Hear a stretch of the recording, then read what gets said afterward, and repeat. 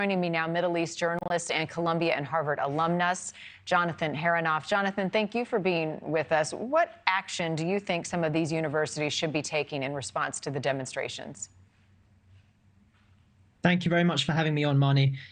Ultimately, I think these universities need a very hard reset. The situation at places like Columbia are completely out of control, and they need to pursue two main objectives. One, they need to ensure that there are necessary processes in place to ensure that Jewish students feel safe to go back to campus.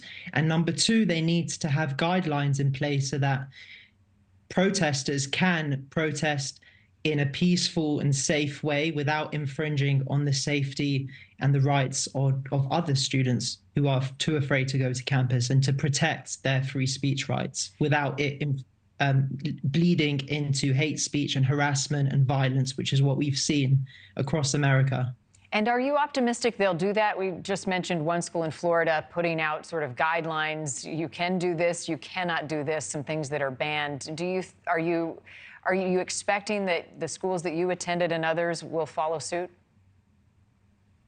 I'm still optimistic, but I'm concerned that they won't. We haven't seen a pause in, the level of anti-Semitic slogans being spouted, but I remain optimistic because I know that the administration at Columbia and at Harvard and other places want students to be able to go back to focus on their studies, with graduation being around the corner. So I'm optimistic, but I still have many, many concerns. What do you make of the move to go online for classes as many students round out the semester? Was that the right decision?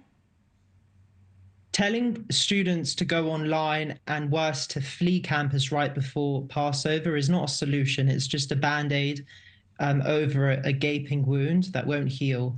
So it may be a very temporary measure, but it cannot be the final. Of course, it cannot be the final step in solving this serious issue. How do you interpret the message from the demonstrators who have been protesting on campuses?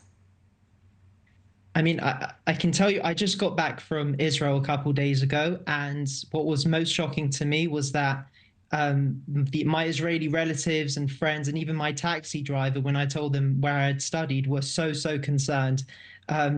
Even though they're surrounded by existential threats, they were concerned about the threats that I was facing living in New York City as a Jewish person, having attended Columbia. So I'm concerned, and we'll see what happens. What has been your personal experience in New York as a student and now living in the area, Jonathan? So when I was a student at Columbia Journalism School, the level of anti-Semitism was nowhere near what it is now. There were isolated incidents. For example, there was a professor of psychology, Elizabeth Medlarsky, whose office was vandalized with the swastika twice. But the college, the Columbia, was very quick to condemn and address that issue, and we held a vigil. So the anti-Semitic incidents were very isolated, but it's nothing compared to what it is now.